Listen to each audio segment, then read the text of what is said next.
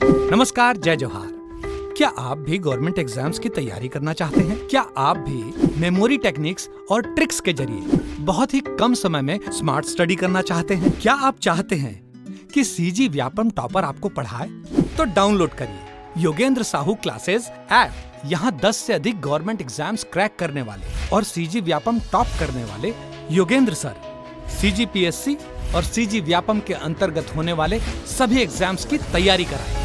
तो डाउनलोड करिए Yogendra Sahu classes app to be the best, learn from the best.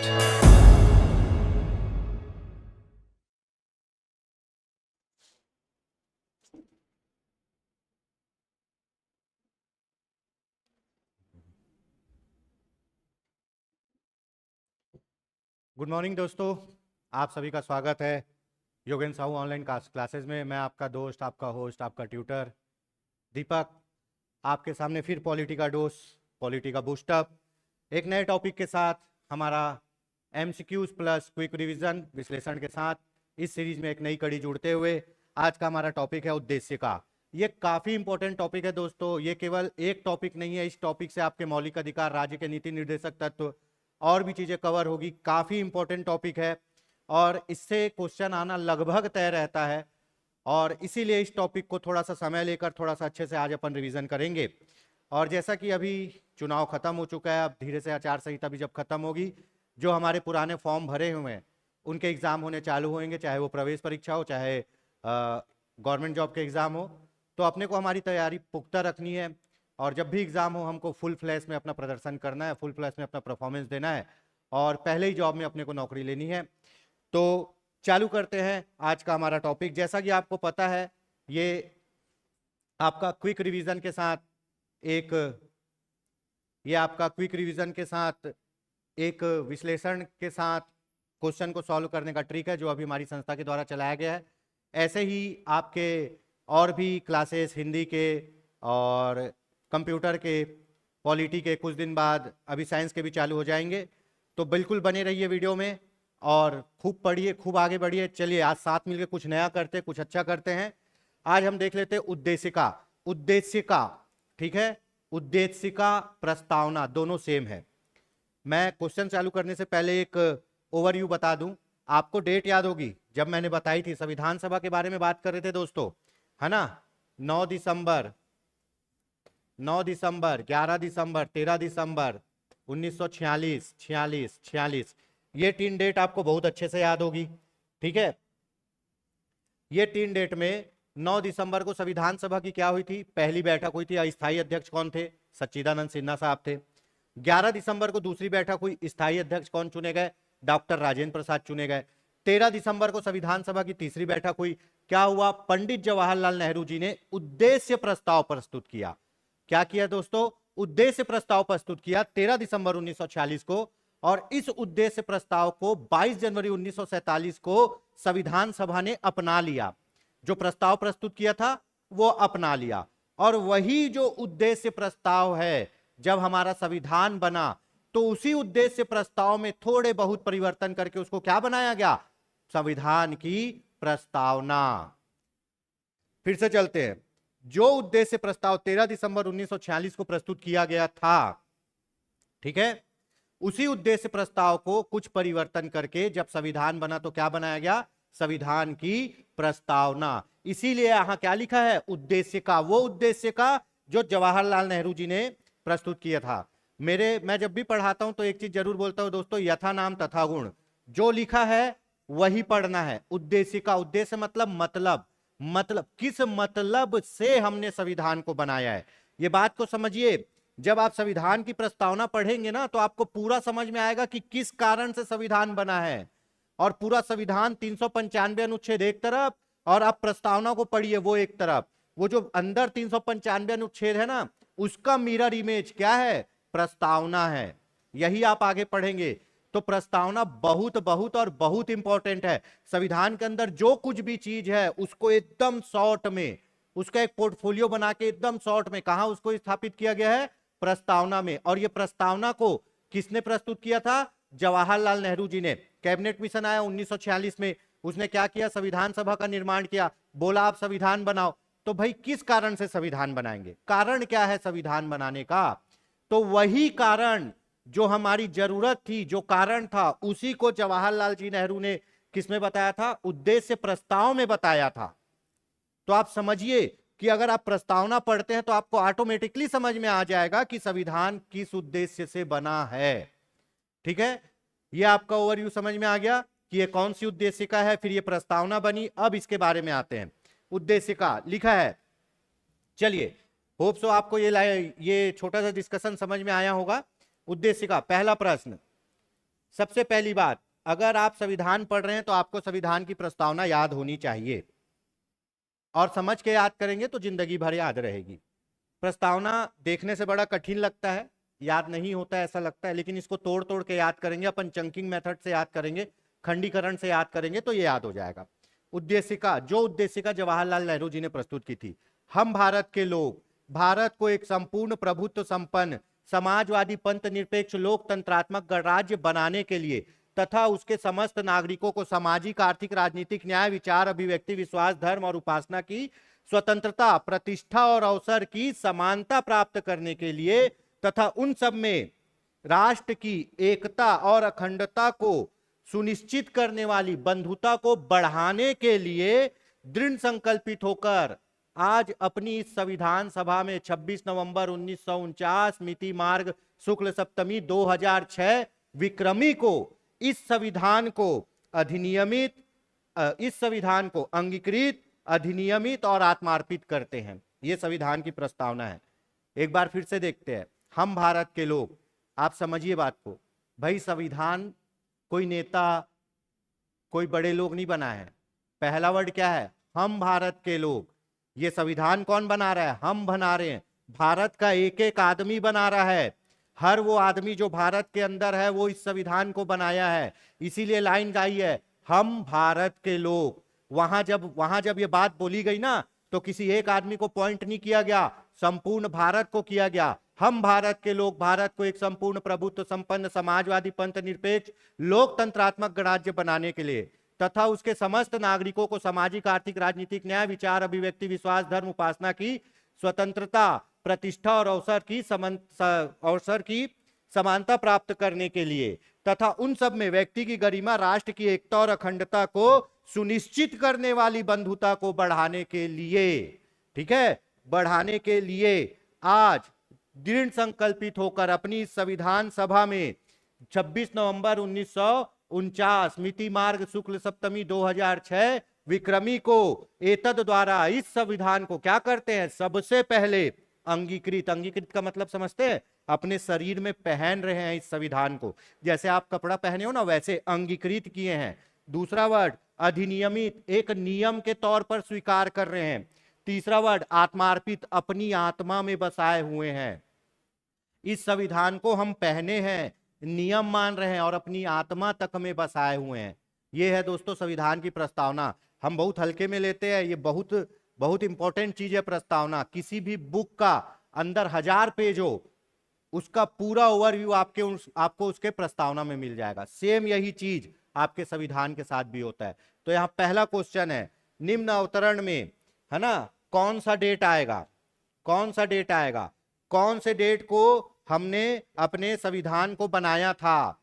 ठीक है, हमारे संविधान की 11वीं बैठक कब हुई थी? 26 नवंबर 1949। 12वीं बैठक हस्ताक्षर करने के लिए कब हुई? 24 जनवरी 1950। और उसके बाद लागू कब किया गया संविधान को? 26 जनवरी 1950 को। हमारा संविधान बन के रेडी कब हुआ? 26 नवंबर 1949 को बन के रेडी हो गया था। इसीलिए प्रस्तावना में कौन सा डेट लिखा है? आज लिखा है ना, अपनी संविधान सभा में आज 26 नवंबर 1949 मिति मार्ग शुक्ल सप्तमी 2006 विक्रमी को एतद द्वारा इस संविधान को अधिनियमित अंगीकृत और आत्मार्पित करते हैं। तो कौन सा डेट आएगा दोस्तों? 26 नवंबर 1949 को हमारा संविधान, अभी लेटेस्ट पीएससी में क्वेश्चन आया था, संविधान पूर्ण रूप से लागू कब हुआ? 26 जनवरी 1950। संविधान बना कब? 26 नवंबर 1949। और जैसे ही बना तो कुछ अनुच्छेदों को लागू कर दिया गया था। फुल फ्लैश में कब लागू हुआ?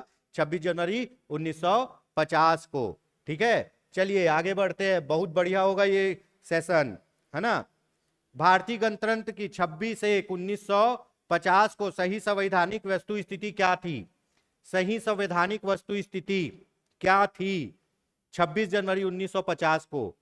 भारत क्या था? लोकतंत्रात्मक गणतंत्र था, संपूर्ण प्रभुत्व संपन्न धर्मनिरपेक्ष लोकतंत्रात्मक गणराज्य था, संपूर्ण प्रभुत्व संपन्न लोकतंत्रात्मक गणराज्य था, संपूर्ण प्रभुत्व संपन्न समाजवादी धर्मनिरपेक्ष लोकतंत्रात्मक गणराज्य था। यह बोल रहा है 26 जनवरी 1950 को प्रस्तावना में क्या क्या था या प्रस्तावना का रूप क्या था। प्रस्तावना अपने क्वेश्चन में है, देख लेते हैं पहले क्वेश्चन में। हम भारत के लोग, ये कब की बात है? ये है 26 नवंबर 1949 की। हम भारत के लोग भारत को एक संपूर्ण प्रभुत्व संपन्न समाजवादी पंथ निरपेक्ष लोकतंत्रात्मक गणराज्य बनाने के लिए तथा उसके समस्त नागरिकों को सामाजिक आर्थिक राजनीतिक न्याय विचार अभिव्यक्ति विश्वास धर्म उपासना की स्वतंत्रता प्रतिष्ठा और अवसर की समानता प्राप्त करने के लिए तथा उन सब में व्यक्ति की गरिमा राष्ट्र की एकता और अखंडता को सुनिश्चित करने वाली बंधुता को बढ़ाने के लिए दृढ़ संकल्पित होकर अपनी संविधान सभा में आज 26 नवंबर 1949 को एतद द्वारा इस संविधान को अंगीकृत अधिनियमित और आत्मार्पित करते हैं। पढ़ लिए। तो दोस्तों 42वां संविधान संशोधन कौन सा?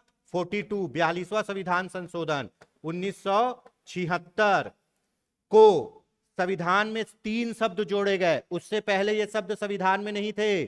संविधान में 3 शब्द जोड़े गए। पहला क्या है? समाजवादी पंथ निरपेक्ष और अखंडता।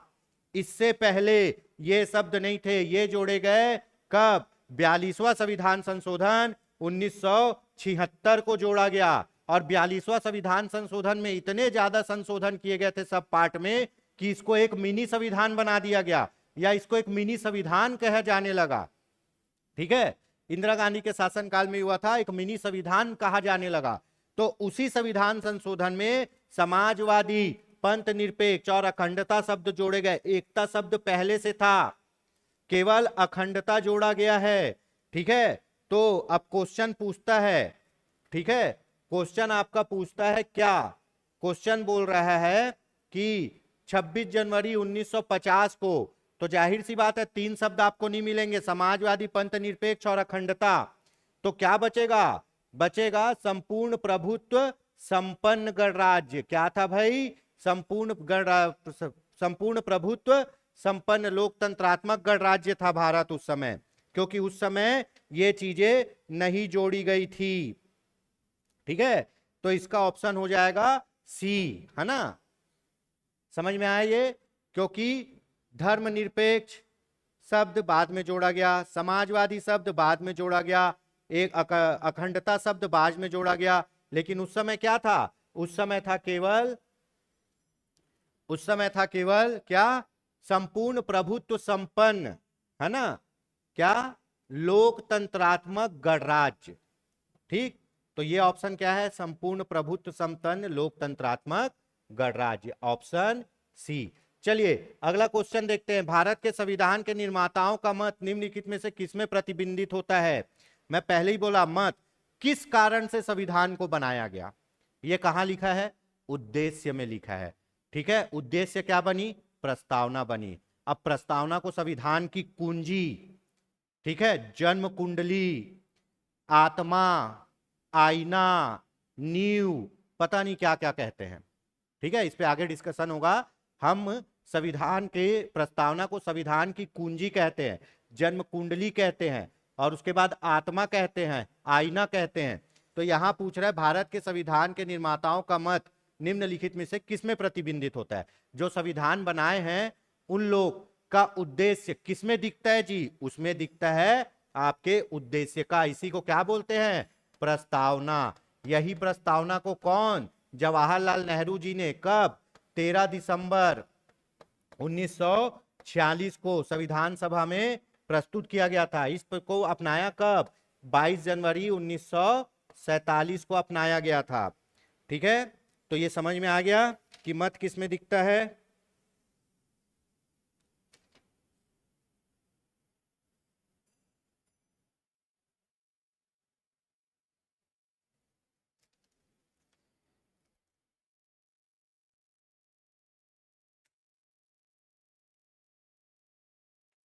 चलिए अगला क्वेश्चन देखते हैं।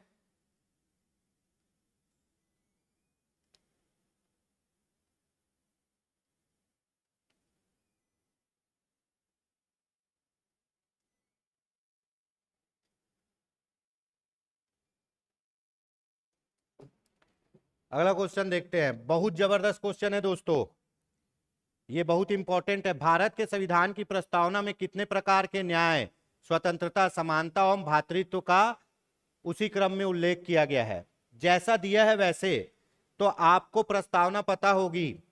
हम भारत के लोग भारत को एक संपूर्ण प्रभुत्व संपन्न समाजवादी पंथ निरपेक्ष लोकतंत्रात्मक गणराज्य बनाने के लिए तथा उसके नागरिकों को कौन कौन से सामाजिक सामाजिक आर्थिक राजनीतिक न्याय, ठीक है, सामाजिक आर्थिक राजनीतिक न्याय, न्याय हो गया, स्वतंत्रता की बात बोल रहा है, सामाजिक आर्थिक राजनीतिक न्याय, विश्वास विश्वास धर्म, विश्वास धर्म, है ना।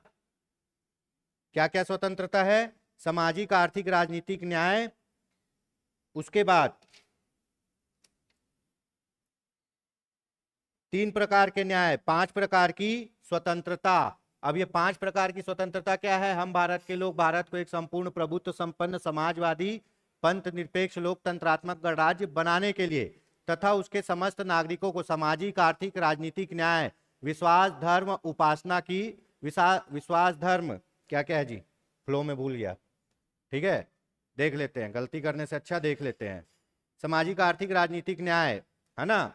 उसके बाद समस्त नागरिकों को सामाजिक आर्थिक राजनीतिक न्याय, 3 टाइप की, विचार अभिव्यक्ति विश्वास धर्म और उपासना की स्वतंत्रता, मिस हो गया था, विचार अभिव्यक्ति विश्वास धर्म और उपासना की स्वतंत्रता, 5 टाइप की स्वतंत्रता है, ठीक है, 5 टाइप की स्वतंत्रता है। और उसके बाद क्या है? समानता, समानता कितने बाद है?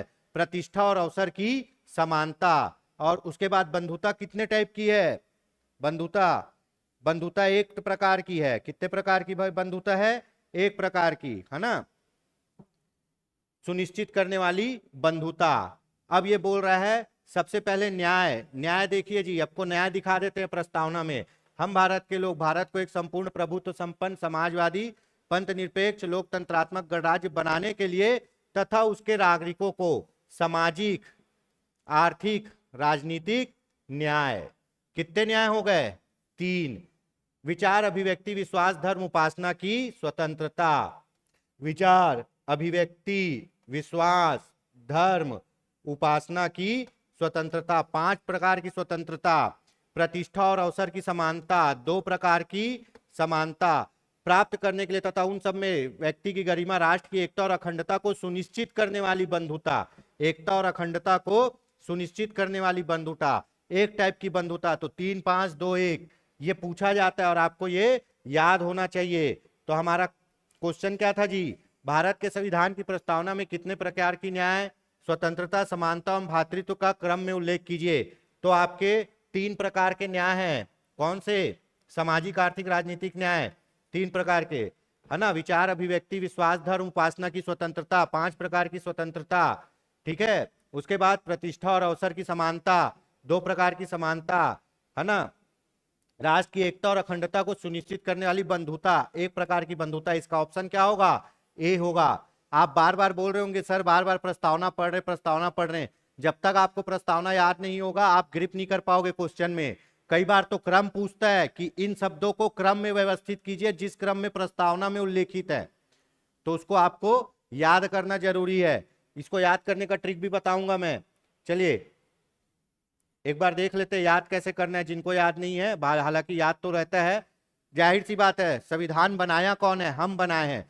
संविधान सभा में जिन लोगों को भेजा गया था, कौन भेजा था? 10 लाख, हम 10 लाख लोग चुन के उस आदमी को वहां भेजे थे। तो वो क्या थे? हमारे प्रतिनिधि थे, हमारे रिप्रेजेंटेटिव थे, वो वहां हमको रिप्रेजेंट कर रहे थे। तो ये मान लो कि इनडायरेक्टली हम बैठे थे संविधान सभा में, ठीक है। तो इसीलिए बात क्या होती है? हम भारत के लोग, we the people of India, है ना। तो पहला लाइन देखते हैं, इसमें भारत बनाने की बात कर रहे हैं, भारत के अंदर भारत कैसे रहेगा उसकी बात कर रहे हैं। हम भारत के लोग भारत को एक संपूर्ण प्रभुत्व संपन्न समाजवादी, पंथ निरपेक्ष, लोकतंत्रात्मक गणराज्य बनाने के लिए भारत को किस टाइप का बनाना है, इस पर बात हो रही है। पहला लाइन, हम भारत के लोग, हम लोग मिलके भारत को कैसा बनाएंगे, इस पर बात हो रही है। आप समझिए, हम जब घर बनाते हैं तो ये बोलते हैं ना, हम घर कैसे बनाएंगे। घर बनने के बाद उसके नियम लागू होते हैं कि घर में ये ऐसा होगा, वैसा होगा। लेकिन जब हम घर बनाते हैं तो हम बोलते हैं ना कि घर बनेगा कैसा। तो वही बात है, भारत बनेगा कैसा, और बनाएगा कौन भारत को? भारत के लोग बनाएंगे। और कैसा बनेगा वो चीज देखिए, हम भारत के लोग, हम बात कर रहे हैं भारत को कैसे बनाएंगे, संपूर्ण प्रभुत्व संपन्न बनाएंगे, समाजवादी बनाएंगे, पंथ निरपेक्ष बनाएंगे, लोकतंत्रात्मक गणराज्य बनाएंगे। भारत बन गया जी, पहले लाइन में भारत बन गया। हम भारत के लोग भारत को एक संपूर्ण प्रभुत्व संपन्न, समाजवादी, पंथ निरपेक्ष, लोकतंत्रात्मक गणराज्य बनाने के लिए भारत बन गया। अब उसमें जो लोग रहेंगे उसकी बात हो रही है। सेकंड लाइन में देखिए, जो लोग रह रहे हैं ना उनकी बात हो रही है बनाने के लिए, तथा उसके समस्त नागरिकों को। अब भारत के अंदर जो लोग हैं उसकी बात होगी। अब उसको क्या क्या मिलेगा? सामाजिक, आर्थिक, राजनीतिक न्याय, विचार, अभिव्यक्ति, विश्वास, धर्म, उपासना की स्वतंत्रता, प्रतिष्ठा और अवसर की समानता मिलेगी। भारत के लोगों को यहां से आप चालू करो तो ये सब मिल रहा है। विचार, अभिव्यक्ति, विश्वास, धर्म, उपासना की स्वतंत्रता मिल रही है, प्रतिष्ठा और अवसर की समानता मिल रही है।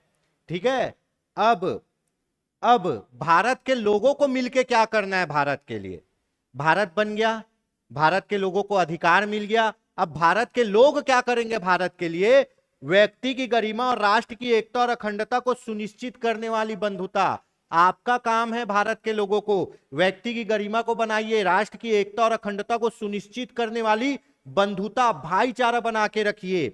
ये काम है आप लोगों का, मतलब हम लोगों का, बढ़ाने के लिए। अब आप क्या ले रहे हो? कसम ले रहे हो, दृढ़ संकल्पित होकर अपनी संविधान सभा में आज 26 नवंबर 1949 मिति मार्ग शुक्ल सप्तमी 2006 विक्रमी को आप संकल्प ले रहे हो। एतद द्वारा इस संविधान को अंगीकृत शरीर में पहन रहे हैं, अधिनियमित नियम मान रहे हैं, आत्मार्पित आत्मा में बसा रहे हैं। पहले लाइन में भारत बना लो, हम भारत के लोग भारत को एक संपूर्ण प्रभुत्व संपन्न, समाजवादी, पंथ निरपेक्ष, लोकतंत्रात्मक गणराज्य बनाने के लिए भारत बन गया। अब उसके नागरिकों की बात हो रही है, ठीक है, बनाने के लिए, तथा उसके समस्त नागरिकों को सामाजिक, आर्थिक, राजनीतिक न्याय, विचार, अभिव्यक्ति, विश्वास, धर्म, उपासना की स्वतंत्रता, प्रतिष्ठा और अवसर की समानता प्राप्त करने के लिए नागरिकों को अधिकार मिल गए।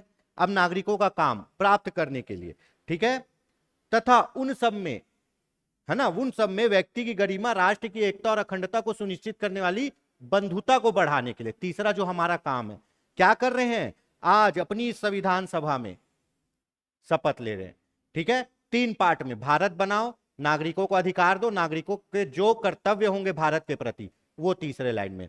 अब देखिए, ये जो है ना, यहां से ये जितने अधिकार और ये है, ये सब मौलिक अधिकार में और राज्य के नीति निर्देशक तत्वों में समाहित है। आपको सामाजिक, आर्थिक, राजनीतिक न्याय मिलेगा ही।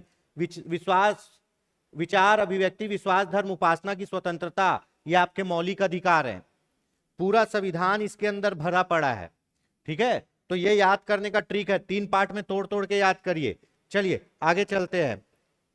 होप सो बहुत अच्छी क्लास होगी, आप लोग को समझ में आएगा, काफी इंपॉर्टेंट चैप्टर है ये, है ना। भारतीय संविधान की प्रस्तावना में भारत को किस रूप में घोषित किया गया है? बताइए भाई, भारत को किस रूप में घोषित किया गया? अभी मैं बोला ना, भारत बनाओ, हम भारत के लोग भारत को एक संपूर्ण प्रभुत्व संपन्न, समाजवादी, पंथ निरपेक्ष, लोकतंत्रात्मक गणराज्य के रूप में। तो एक सार्वभौमिक प्रजातांत्रिक गणतंत्र, एक समाजवादी प्रजातांत्रिक गणतंत्र, एक सार्वभौमिक समाजवादी धर्मनिरपेक्ष प्रजातांत्रिक गणतंत्र। तो इसका ऑप्शन होगा सी, हम भारत के लोग भारत को एक संपूर्ण प्रभुत्व संपन्न, संपूर्ण प्रभुत्व संपन्न मतलब सार्वभौमिक, संपूर्ण प्रभुत्व संपन्न, समाजवादी, पंथ निरपेक्ष, धर्मनिरपेक्ष की, पंथ निरपेक्ष की जगह धर्मनिरपेक्ष कहा गया, धर्मनिरपेक्ष गणराज्य बनाने के लिए। देखिए, धर्म एक बहुत बड़ा रूप हो जाता है ना, पंथ उसके अंदर छोटा रूप होता है। जैसे कबीर पंथ है, खालसा पंथ है। कबीर पंथ है तो हिंदू धर्म है, खालसा पंथ है तो सिख धर्म है ना। किसी धर्म के अंदर एक छोटे से, थोड़े कम संख्या में किसी एक विचारधारा को मानने वाले लोग पंथ कहलाते हैं, और उसी विचारधारा को बहुत लोग मानने लग जाएंगे उसका क्षेत्र ब्रॉड हो जाएगा तो वो धर्म बन जाएगा। तो यहां धर्मनिरपेक्ष की बात नहीं की गई है, दोनों वर्ड का एक ही मतलब लिया जाता है। लेकिन आपको यह ध्यान में रखना चाहिए कि भारत धर्मनिरपेक्ष तो है, भारत किसी एक धर्म को नहीं मानता है, भारत सभी धर्मों का समान रूप से सम्मान करता है, भारत किसी एक धर्म को नहीं मानता है। तो धर्मनिरपेक्ष की जगह क्या प्रस्तावना में पंथ निरपेक्ष शब्द का उपयोग किया है। समाजवादी, पंथ निरपेक्ष और अखंडता शब्द ये बाद में जोड़े गए, कब? 42वें संविधान संशोधन 1976 में, ठीक है। पर कई जगह पंथ निरपेक्ष की जगह धर्मनिरपेक्ष शब्द का भी उपयोग किया जाता है। पर जहां धर्मनिरपेक्ष और पंथ निरपेक्ष दोनों आएगा एक साथ, वहां आपको पंथ निरपेक्ष ही लेना है, ठीक है। चलिए, तो इसका ऑप्शन होगा ऑप्शन सी, ठीक है। चलिए आगे देखते हैं, थोड़ा सा टफ जरूर लगेगा लेकिन बहुत बढ़िया जाएगा ये सेशन। निम्न शब्दों पर विचार करिए। समाजवादी, प्रजातांत्रिक, सार्वभौमिक, धर्मनिरपेक्ष, सही शब्दों को विचारानुसार क्रम दीजिए। अब मैं बोला ना, लो क्रम में जमाइए। चलिए, हम भारत के लोग भारत को एक संपूर्ण प्रभुत्व संपन्न, तो सबसे पहले सी, संपूर्ण प्रभुत्व संपन्न मतलब सार्वभौमिक, संपूर्ण प्रभुत्व संपन्न समाजवादी ए, समाजवादी, पंथ निरपेक्ष, लोकतंत्रात्मक, ऐसे क्रम में आएगा। तो अब आएगा क्या? सबसे पहले सी आएगा, फिर ए आएगा, फिर डी आएगा, फिर क्या आएगा? बी आएगा। तो ऑप्शन क्या होगा इसका? ऑप्शन होगा ए। इसका ऑप्शन क्या होगा? ए। तो सबसे पहले सी शब्द आएगा। सी में क्या है? सार्वभौमिक। तो हम जो बोलते हैं ना, हम भारत के लोग भारत को एक संपूर्ण प्रभुत्व संपन्न, संपूर्ण प्रभुत्व संपन्न मतलब सार्वभौमिक, है ना, संपूर्ण प्रभुत्व संपन्न, फिर समाजवादी, फिर पंथ निरपेक्ष, फिर लोकतंत्रात्मक, है ना। तो यहां लोकतंत्र को प्रजातंत्र बोल दिया है और पंथ निरपेक्ष को धर्मनिरपेक्ष बोल दिया। उस अनुसार ऑप्शन होगा ए। चलिए जी आगे बढ़ते हैं, थोड़ा स्पीड बढ़ाते हैं। भारतीय संविधान की प्रस्तावना में समाजवादी शब्द कब जोड़ा गया? समाजवादी 3 शब्द जोड़ा गया है दोस्तों, समाजवादी, है ना, पंथ निरपेक्ष और अखंडता। एकता शब्द पहले से था, एकता शब्द पहले से था, अखंडता जोड़ा गया है। कब जोड़ा गया है? 42वां संविधान संशोधन 1976। ऑप्शन क्या होगा? ऑप्शन होगा ए।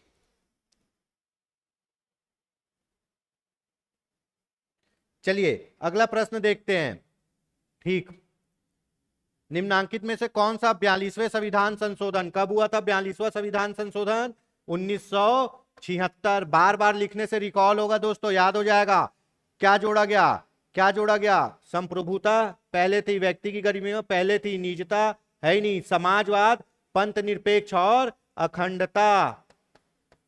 अखंडता शब्द जोड़ा गया है दोस्तों। ऑप्शन होगा सी। ऑप्शन क्या होगा? सी। चलिए अगला क्वेश्चन देखते हैं। 42वें संविधान संशोधन द्वारा प्रस्तावना में क्या जोड़ा गया है? 3 शब्द, समाजवादी, पंथ निरपेक्ष और अखंडता। निम्न से कौन सा भारत को धर्मनिरपेक्ष राज्य वर्णित करता है? भारत धर्मनिरपेक्ष राज्य, मैं बताया ना, पंथ निरपेक्ष धर्मनिरपेक्ष दोनों का सेम मतलब ले लिया जाता है, लेकिन जहां दोनों एक साथ आएंगे वहां आपको पंथ निरपेक्ष ही लेना है, क्योंकि एज अ टीज वर्ड जो पंथ निरपेक्ष है वही यूज हुआ है। तो भारत एक पंथ निरपेक्ष राज्य है, ये कौन बोल रहा है? ये कौन से जगह पे लिखा गया है? किस पे लिखा गया है? मौलिक अधिकार पे। मौलिक अधिकार पे तो ऐसा नहीं लिखा गया है, धार्मिक स्वतंत्रता दी गई है, पर यह बात नहीं कही गई है मौलिक अधिकार पे, है ना। 9वीं अनुसूची क्या है? ग्राम पंचायत है। राज्य के नीति निर्देशक क्या तत्व क्या है? जो राज्य को काम करने चाहिए वो है। कहां कहा गया है? ये संविधान की प्रस्तावना में कहा गया है कि भारत क्या है? एक पंथ निरपेक्ष राज्य है। बहुत ही अच्छा क्वेश्चन है। संविधान की उद्देशिका के संबंध में निम्न कथनों पर विचार करिए और दिए गए कूट की सहायता से बताइए इनमें से कौन सही है। चलिए भाई मैं बता दिया हूं, काफी डिस्कशन हुआ है। पंडित नेहरू द्वारा प्रस्तुत ऑब्जेक्टिव प्रस्ताव अंतोगत्वा उद्देशिका बना, बिल्कुल सही है। आपको मैं बता चुका हूं कि 13 दिसंबर 1946 को जवाहरलाल नेहरू जी ने संविधान सभा में क्या प्रस्तुत किया था? उद्देश्य प्रस्ताव। बाद में उसी को क्या बना दिया गया? संविधान की प्रस्तावना।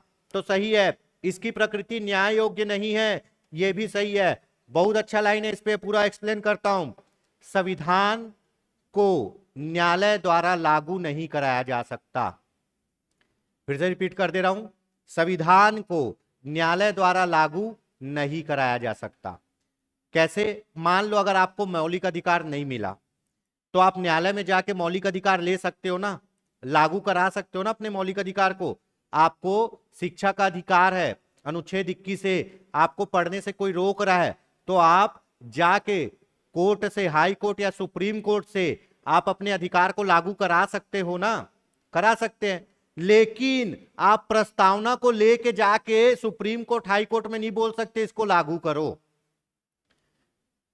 प्रस्तावना को लेके जाके सुप्रीम कोर्ट, हाई कोर्ट में नहीं बोल सकते कि इसको लागू करो, है ना। प्रस्तावना को न्यायालय के द्वारा लागू नहीं कराया जा सकता, पहला लाइन। लेकिन जहां भी संविधान में कुछ डाउट आएगा, कुछ संदेह होगा, तो प्रस्तावना से क्या होगा, उस संदेह को सॉल्व किया जाएगा। जहां भी संविधान रास्ता भटकेगा तो प्रस्तावना क्या करेगी, विधिक निर्वचन का कार्य करेगी।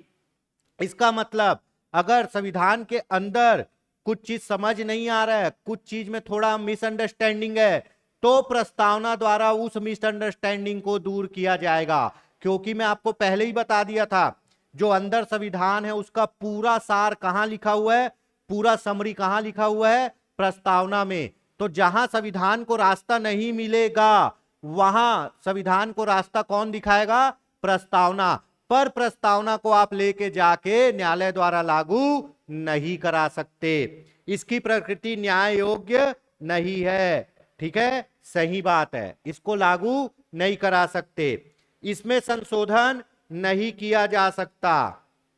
ठीक है, ये गलत है भाई। इसमें 42वां संविधान संशोधन 1976 में संशोधन करके 3 वर्ड जोड़ा गया, समाजवादी, पंथ निरपेक्ष और अखंडता। संविधान के विशिष्ट प्रावधानों को यह रद्द नहीं कर सकता, यह भी सही है। ये संविधान के अंदर की चीजों को कम नहीं कर सकता, बस रास्ता दिखा सकता है। 1, 2 और 4, तो इसका ऑप्शन आंसर क्या होगा जी, इसका आंसर होगा बी, 1, 2 और 4। ठीक है, तो दोस्तों आपको समझ में आया, ये तो सही है, पंडित जवाहरलाल नेहरू ने प्रस्तुत किया था। दूसरा, इसकी प्रकृति न्याय योग्य नहीं है। न्याय योग्य नहीं है मतलब इसको कोर्ट द्वारा लागू नहीं करा सकते। पर जहां पे संविधान को कुछ समझ नहीं आएगा उसको रास्ता कौन दिखाएगा, उसको रास्ता दिखाएगा आपका प्रस्तावना। इसमें संशोधन नहीं किया जा सकता, नहीं किया जा सकता है। क्यों किया जा सकता है, क्योंकि 42वें संविधान संशोधन 1976 में इसमें संशोधन हुआ है। पर दोस्तों संशोधन कोई भी होगा ना वो पॉजिटिव होगा, निगेटिव संशोधन नहीं होगा। आप इसमें जोड़ दिए, संविधान को मजबूत बनाने के लिए आप इसमें समाजवादी, पंथ निरपेक्ष और अखंडता शब्द जोड़ दिए, ये पॉजिटिव अमेंडमेंट है, पॉजिटिव संशोधन है। लेकिन आप बोलोगे मैं इसमें से सामाजिक, आर्थिक, राजनीतिक न्याय को निकाल दूं और ऐसा संशोधन करूं, तो यो नहीं हो पाएगा। संविधान में कोई भी निगेटिव संशोधन नहीं हो सकता जो संविधान को कमजोर करे। इसी में केशवानंद भारती बनाम केरल राज्य 1973 का मामला बहुत महत्वपूर्ण है। उसमें यह कहा गया कि संसद संविधान में संशोधन तो कर सकती है पर ऐसा कोई भी संशोधन नहीं कर सकती जिससे संविधान कमजोर हो और संविधान का मूल ढांचा गिर जाए। बात की लाइन समझिए, आप बदलो ना जी, मन भर के बदलो संविधान को, लेकिन उसको मजबूत बनाओ। जिस उद्देश्य से संविधान बना है उस उद्देश्य को प्राप्त करने के लिए संशोधन करो, ना कि संविधान को कमजोर करने के लिए। अब कोई बोलेगा कि संविधान से पंथ निरपेक्ष शब्द हटा दो और ऐसा संशोधन कर दो, तो वो नहीं हो पाएगा, वो निगेटिव है, वो संविधान को कमजोर कर रहा है। आप इसमें कुछ और वर्ड जोड़ दो जिससे संविधान मजबूत होगा तो अच्छी बात है, लेकिन निगेटिव नहीं हो सकता। तो प्रस्तावना में संशोधन तो किया जा सकता है, लेकिन पॉजिटिव संशोधन जो संविधान के मूल ढांचे को नष्ट ना करे वो संशोधन किया जा सकता है। ठीक है, संविधान के विशिष्ट प्रावधानों को रद्द नहीं कर सकता, है ना। प्रस्तावना जो है संविधान के विशिष्ट प्रावधानों को रद्द नहीं कर सकता, वो नहीं बोल सकता संविधान की इसको, प्रस्तावना की इसको रद्द कर दो। ठीक है, यहां तक समझ में आया? चलिए, ये हो गया, बी इसका आंसर है। अगला क्वेश्चन देखते हैं। संविधान की प्रस्तावना का विधिक रूप स्वरूप क्या है? यह लागू किया जा सकता है, यह लागू नहीं किया जा सकता, विशेष परिस्थिति में लागू किया जा सकता है, उपरोक्त में से कोई नहीं। संविधान को न्यायालय द्वारा लागू नहीं किया जा सकता। ऑप्शन होगा बी, लागू नहीं किया जा सकता। लागू नहीं किया जा सकता। ठीक है, चलिए अगला क्वेश्चन देखते हैं।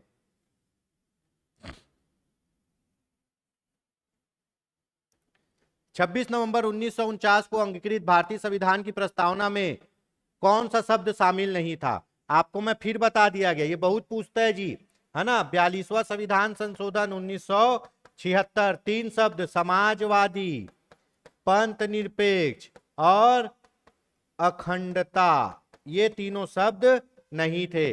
तो कौन सा शब्द सम्मिलित नहीं था? बताइए। समाजवादी भी नहीं था, पंथ निरपेक्ष भी नहीं था, अखंडता भी नहीं था।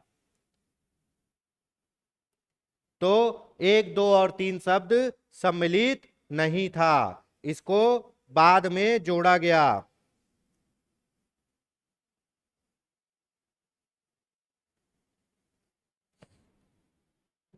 चलिए,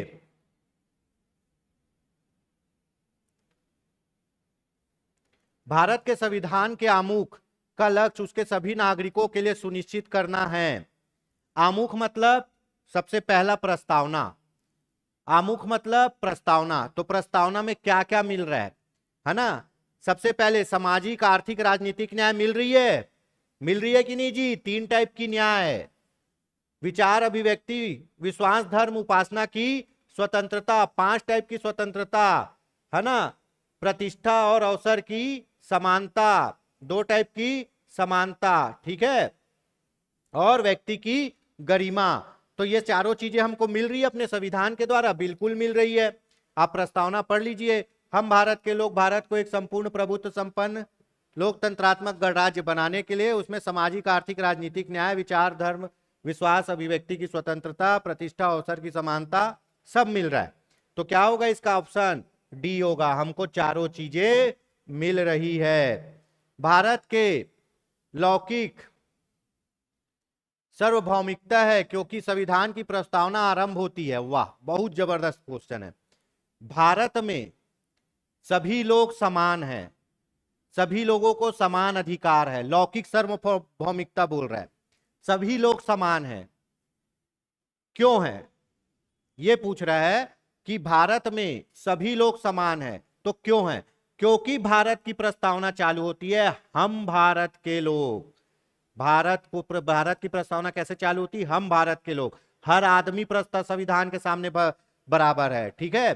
क्योंकि यहां पे किससे चालू होती है? हम भारत के लोग शब्द से चालू होती है। समझिए बात को।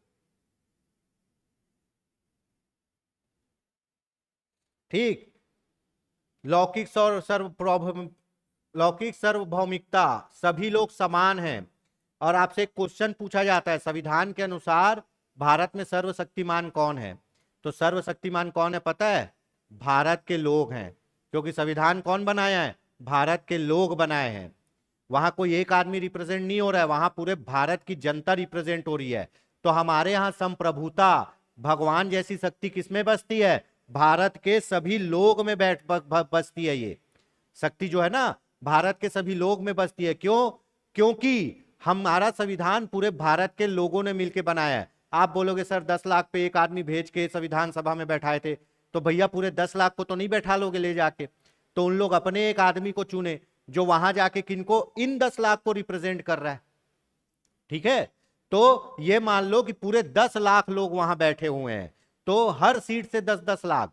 तो भैया पूरी जनता पहुंच गई संविधान सभा में। और प्रस्तावना चालू कैसे हो रही है? हम भारत के लोग। तो यहां सबसे पावरफुल कौन हुआ? भारत के लोग हुए। ऑप्शन होगा डी, ठीक है।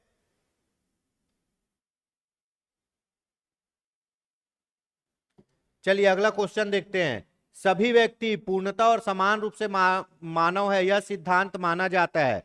बताइए, अंतःक्रियावाद, समाजवाद, समिष्टवाद नहीं, क्या? सार्वभौमिकता का सिद्धांत, सभी लोग बराबर है, सभी लोग शक्तिशाली है। इससे पहले वाले क्वेश्चन में सेम यही डिस्कशन हुआ। तो सार्वभौमिकता का सिद्धांत में सभी मानव क्या हैं? समान हैं।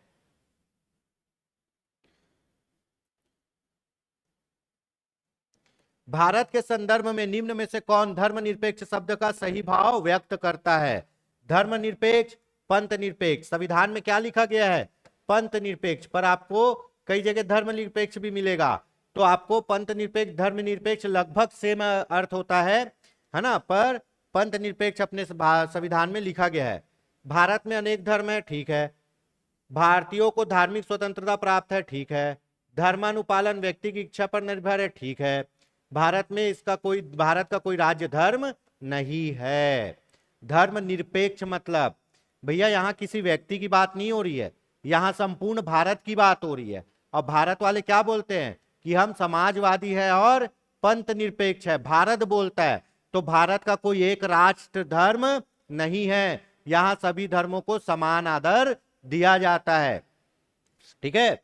जैसे आपका ये मान लो इंग्लैंड में क्रिश्चियन लोग ज्यादा रहते हैं, उनका क्रिश्चियन राजधर्म है। पाकिस्तान में मुस्लिम लोग ज्यादा रहते हैं, मुस्लिम वहां का राजधर्म है। तो भारत का कोई भी राजधर्म नहीं है।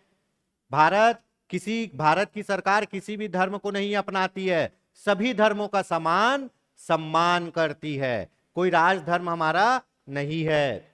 चलिए, और ये कहां कही गई है? ये बात प्रस्तावना में कही गई है। निम्नलिखित में से कौन सा शब्द भारतीय संविधान की प्रस्तावना में उल्लेखित नहीं है ना? हम भारत के लोग, भारत को एक संपूर्ण प्रभुत्व संपन्न संप्रभुता है, लोकतंत्रात्मक, ठीक है, पंथ निरपेक्ष, ठीक है, संघीय शब्द नहीं है। तो इसका आंसर क्या होगा? आंसर होगा डी। देखिए जी, प्रस्तावना का वर्ड टू वर्ड पूछ रहा है, तो आपको ये याद होना चाहिए।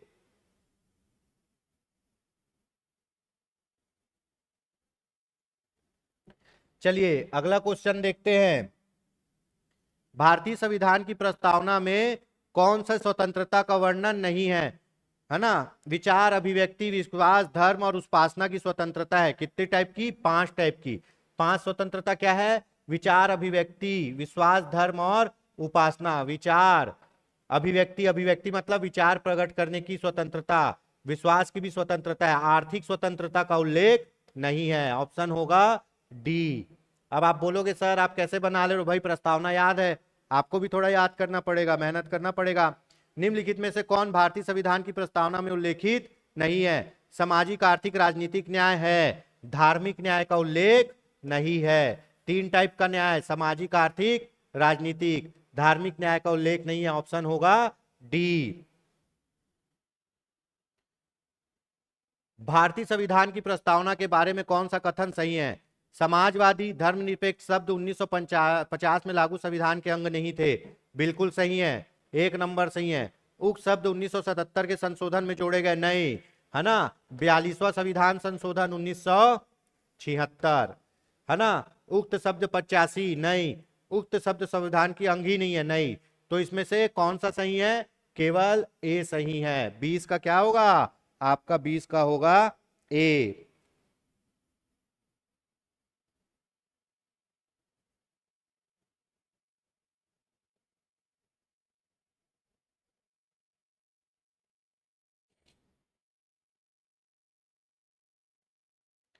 चलिए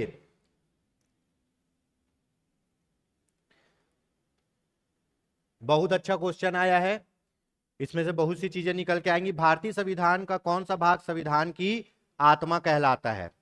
भारतीय संविधान का कौन सा भाग संविधान की आत्मा कहलाता है? ठीक है, B.R. अंबेडकर जी ने संवैधानिक उपचारों के अधिकार को संविधान की आत्मा की। ग्रेविलियर ऑस्टिन ने किसको? आपके मूल अधिकार प्लस राज्य के नीति निर्देशक तत्वों को संविधान की आत्मा कही है ना? ठीक है, पर अगर आप सामान्य रूप से देखोगे तो संविधान की आत्मा कौन कहलाती है? उसकी उद्देश्य का। अब आप में देखते हैं, अपन देखते हैं ना इसमें क्या क्या बातें कही गई है ना? ग्रेनविल ऑस्टिन ने मूल अधिकार और प्लस नीति निर्देशक तत्व को ग्रेविल ऑस्टिन ने किसको जी? मूल अधिकार और नीति निर्देशक तत्व को आत्मा कहा। ठीक है। अंबेडकर जी ने किसको? संवैधानिक उपचारों का अधिकार, इसको संविधान की आत्मा कही है। ठीक है। अंबेडकर जी ने संवैधानिक उपचार के अधिकार को क्या कही है? संविधान की आत्मा कही है। ठीक। उसके बाद ये दो अलग अलग लोग अलग अलग बातों को आत्मा कहे हैं, है ना, ये दोनों को याद रखना है। ठीक है। ग्रेविल ऑस्टिन ने मूल अधिकार और नीति निर्देशक तत्व को संविधान की आत्मा कही है। बी आर अंबेडकर ने अनुच्छेद 32 संवैधानिक उपचारों के अधिकार को संविधान की आत्मा कही है। क्यों? क्योंकि आपको अगर कोई अधिकार छीनता है तो अनुच्छेद 32 के द्वारा आप सुप्रीम कोर्ट जाते हो और अनुच्छेद 216 या 226 के द्वारा आप कहां जाते हो? हाई कोर्ट जाते हो। ठीक है, उसको लागू कराने के लिए। तो संविधान की आत्मा दो लोगों के अनुसार, ऑस्टिन के अनुसार मूल अधिकार और नीति निर्देशक तत्व संविधान की आत्मा है, और बी आर अंबेडकर जी के अनुसार संवैधानिक उपचारों का अधिकार अनुच्छेद 32 संविधान की आत्मा है। ठीक है।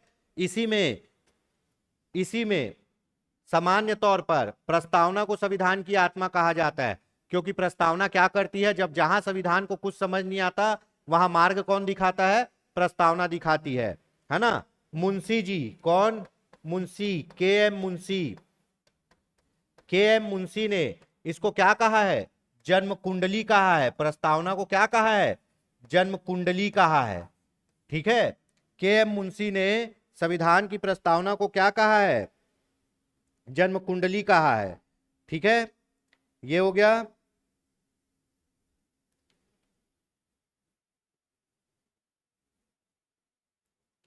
सुभाष कश्यप ने कहा है संविधान शरीर है।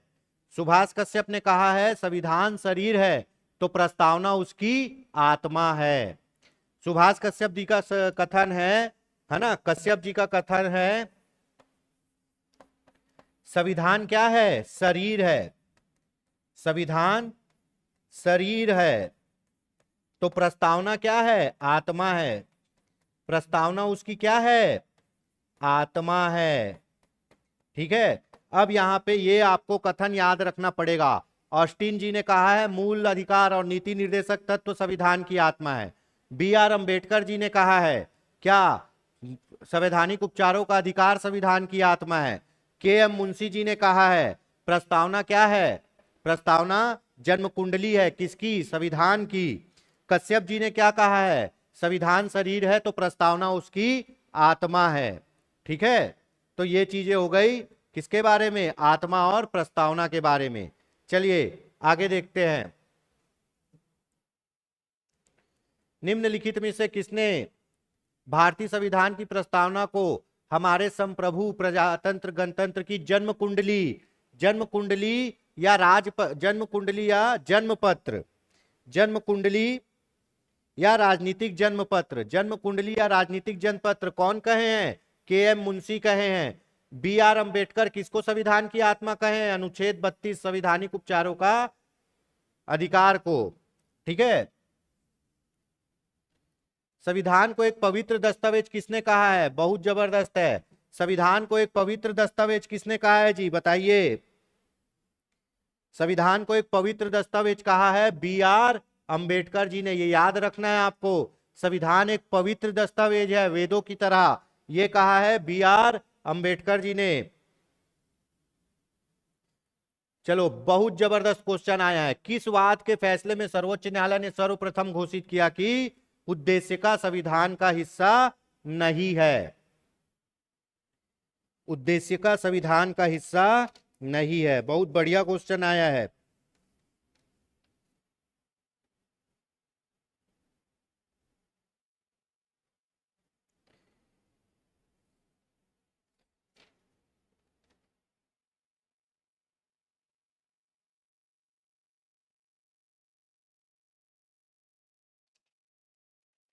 चलिए इस पर काफी अच्छा डिस्कशन होगा। देखिए भाई,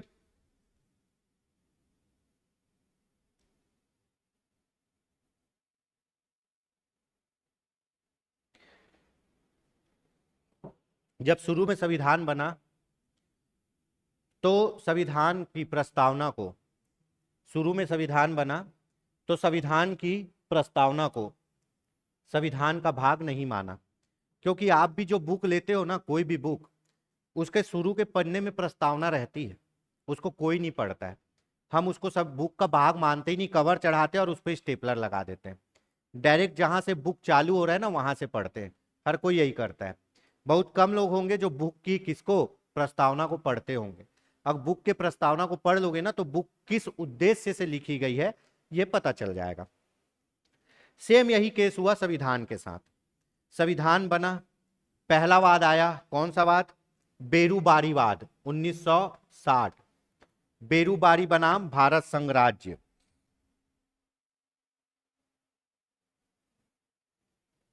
बेरूबारीवाद, बेरूबारीवाद बनाम भारत संघ राज्य। जब प्रस्तावना को चैलेंज किया गया या किसी चीज पे चैलेंज किया गया, तो सुप्रीम कोर्ट ने बोल दिया भाई प्रस्तावना तो संविधान का हिस्सा नहीं है।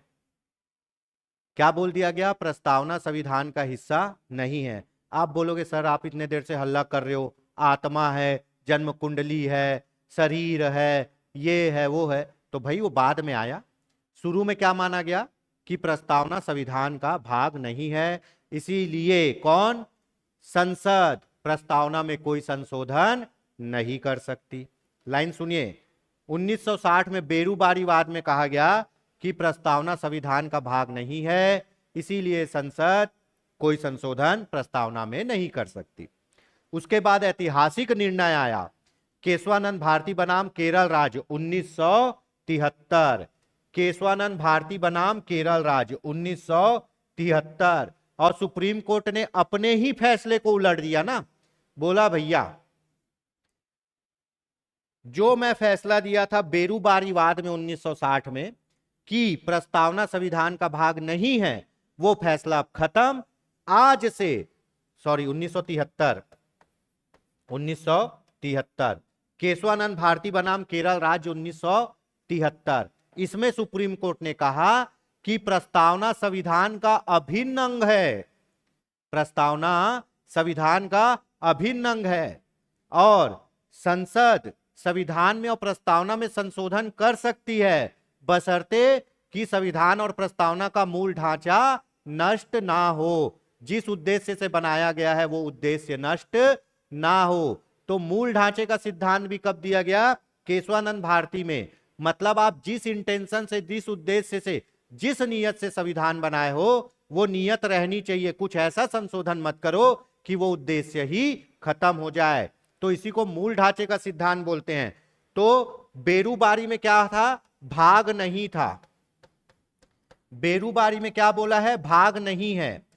और केशवानंद भारती में क्या बोल रहा है? प्रस्तावना संविधान का भाग है।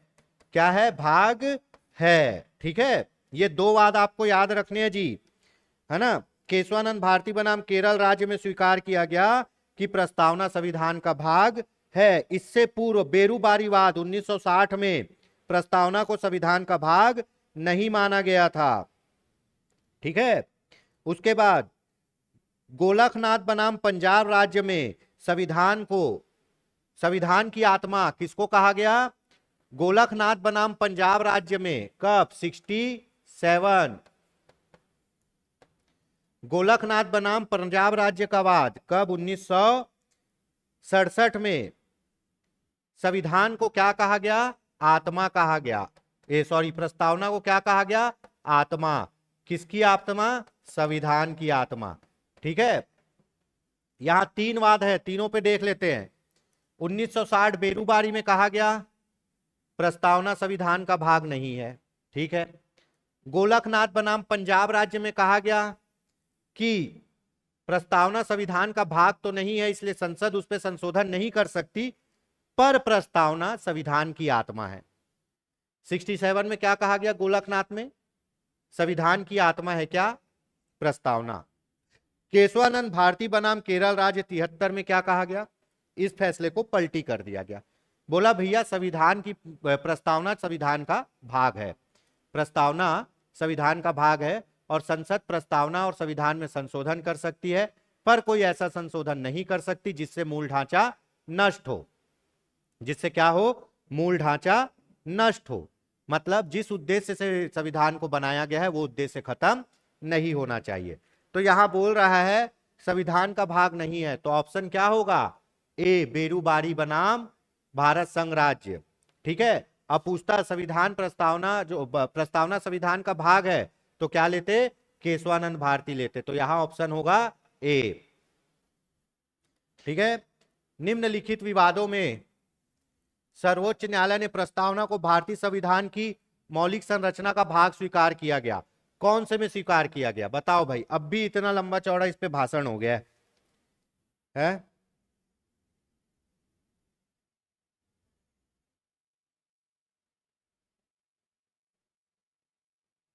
बताइए। बेरूबारी में बोला भाग नहीं है, 1960। ठीक है, केशवानंद भारती बनाम केरल राज्य 73 में क्या बोला? भाग है। और क्या? मूल ढांचे का सिद्धांत दिया। क्या? मूल ढांचे का सिद्धांत दिया। दोनों क्लियर हो गया। भाग नहीं है 1960 बेरूबारी, है ना? भाग नहीं है 1960 बेरूबारी। और केशवानंद भारती बनाम केरल राज्य भाग है 1973। इसमें भाग नहीं था, इसमें फैसले को पलट के भाग बना दिया गया। चलिए अगला क्वेश्चन देखते हैं। भारतीय प्रस्तावना, भारतीय संविधान की प्रस्तावना में, भारतीय संविधान की प्रस्तावना में जिन आदर्शों एवं उद्देश्यों की रूपरेखा दी गई है उनकी व्याख्या कीजिए।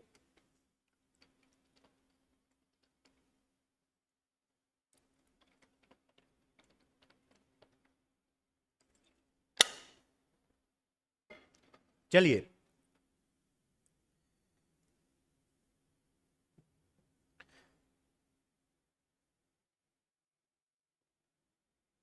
बताइए, भारतीय संविधान की प्रस्तावना में जिन आदर्शों एवं उद्देश्यों की रूपरेखा दी गई है उनकी व्याख्या की गई है, कहां की गई है?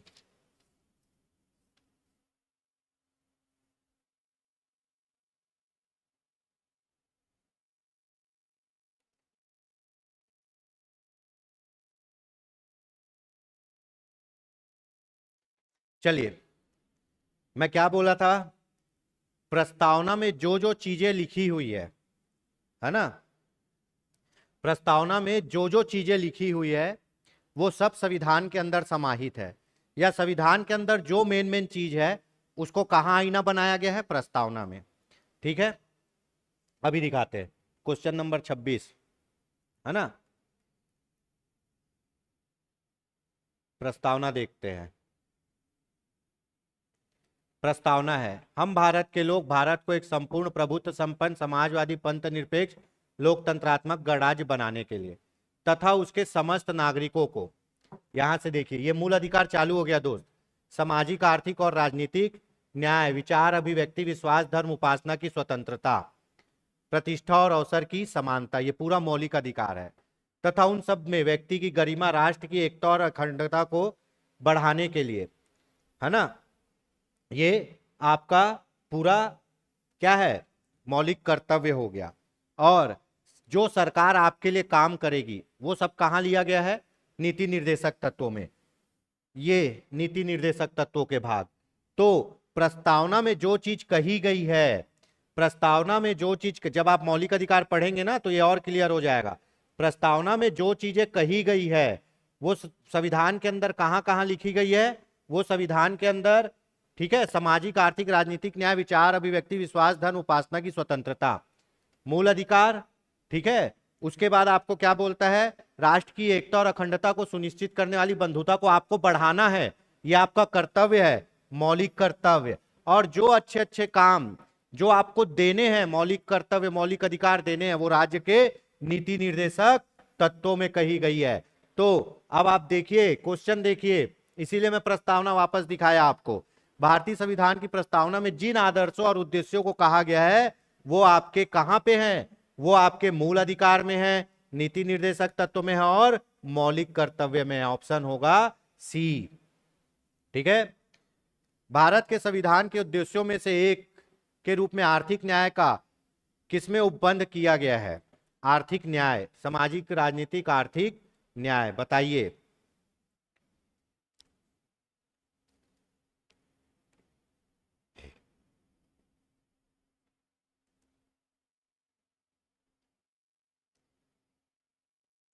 आर्थिक न्याय, इसकी बात कहां की गई है? सामाजिक, आर्थिक, राजनीतिक न्याय की बात की गई है ना प्रस्तावना में, तो आर्थिक न्याय को कहां पे रखा गया है? ठीक है। मूल अधिकार में आर्थिक न्याय नहीं है। ठीक है, बताइए कहां है? केवल मूल अधिकार में नहीं है।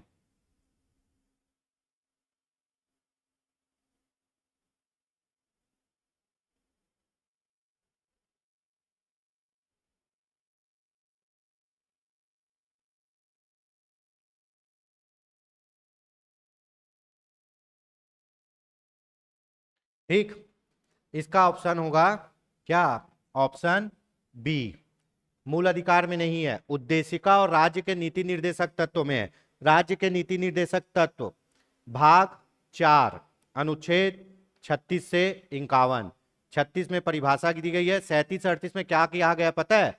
समान कार्य के लिए समान वेतन। राज्य के नीति निर्देशक जब आप तत्व पढ़ोगे ना तो उसमें कहा गया है कि सरकार आर्थिक न्याय, आर्थिक न्याय मतलब पैसे का भी न्याय हो भैया, मैं जितना काम कर रहा हूं है ना उसके अनुसार मेरे को पैसा मिले। ये नहीं कि उतना काम कोई दूसरा कर रहा है उसको ज्यादा पैसा मिले और मैं कर रहा हूं कम पैसा मिले, या महिलाओं को कम पैसा मिले पुरुषों को ज्यादा।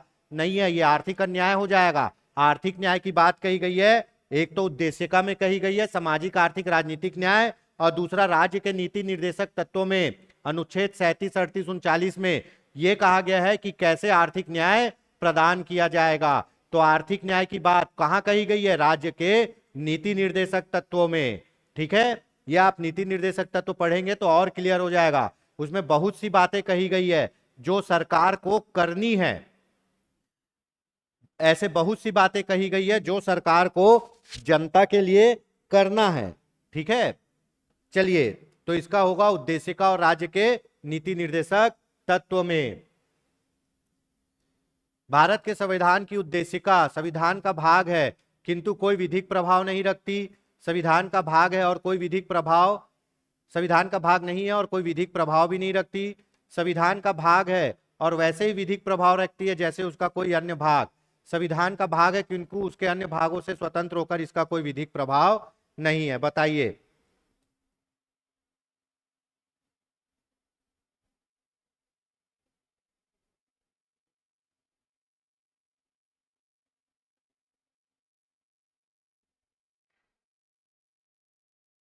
चलिए देखिए, आपको आपको 1960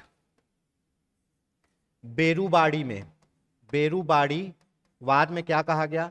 संविधान का भाग नहीं है प्रस्तावना, प्रस्तावना संविधान का भाग नहीं है, नहीं है। उसके बाद 1973 केशवानंद भारती में क्या कहा गया? केशवानंद में कहा गया भाग है। ठीक है, और संविधान क्या करेगी? विधिक निर्वचन का कार्य करेगी। किसके? संविधान। प्रस्तावना क्या करेगी? विधिक निर्वचन का कार्य करेगी। किसका? संविधान का। प्रस्तावना संविधान को रास्ता दिखाएगी। आप पढ़े हो, तीन चार चीजें प्रस्तावना के बारे में फिर से डिस्कस कर लेते हैं। प्रस्तावना संविधान का भाग है पर इसको न्यायालय द्वारा लागू नहीं कराया जा सकता। संसद प्रस्तावना में संशोधन कर सकती है पर कोई निगेटिव संशोधन नहीं कर सकती, क्योंकि प्रस्तावना संविधान का भाग है तो संसद संशोधन कर सकती है। ठीक है, जहां संविधान मौन हो जाएगा, कुछ रास्ता नहीं रहेगा, वहां रास्ता कौन दिखाएगा? प्रस्तावना दिखाएगी। ठीक है, पर प्रस्तावना को न्यायालय द्वारा लागू नहीं कराया जा सकता। जैसे संविधान के अन्य भाग न्यायालय द्वारा लागू कराया जा सकते हैं या उसमें न्यायालय हस्तक्षेप करता है, प्रस्तावना में न्यायालय हस्तक्षेप नहीं कर सकता। ठीक है, तो यहां देखिए प्रस्तावना संविधान का भाग है, किंतु उसके अन्य भागों से स्वतंत्र होकर उसका कोई भी विधिक प्रभाव नहीं है, क्योंकि भैया प्रस्तावना को लेके आप सुप्रीम कोर्ट, हाई कोर्ट नहीं जा सकते और बोल नहीं सकते इसको लागू कर दो, इसमें जो लिखा है लागू कर दो।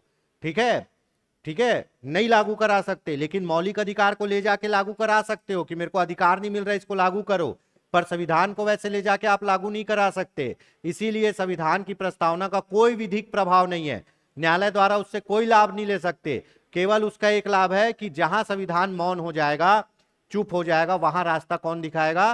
प्रस्तावना दिखाएगी। ठीक है, तो इसका ऑप्शन होगा ऑप्शन डी। चलिए, ये हो गया आज के लिए इतना ही। ठीक है, होप सो आपको ये क्लास बहुत पसंद आई होगी और आप क्लास में लास्ट तक बने होंगे।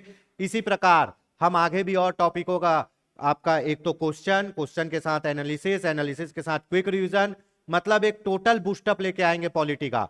इसी तरह हमारे साथ बने रहिए, हमारी संस्था के से जुड़े रहिए, और हमारी संस्था द्वारा अभी और भी सब्जेक्ट के इसी प्रकार से आपका क्विक रिवीजन प्लस विश्लेषण प्लस एनालिसिस और क्वेश्चन सॉल्व किया जा रहा है। होप सो आप बने रहेंगे और ऐसे ही हमारे साथ रहेंगे, हम आगे मिलके भी ऐसा बहुत आगे अच्छा करते रहेंगे। धन्यवाद, जय हिंद।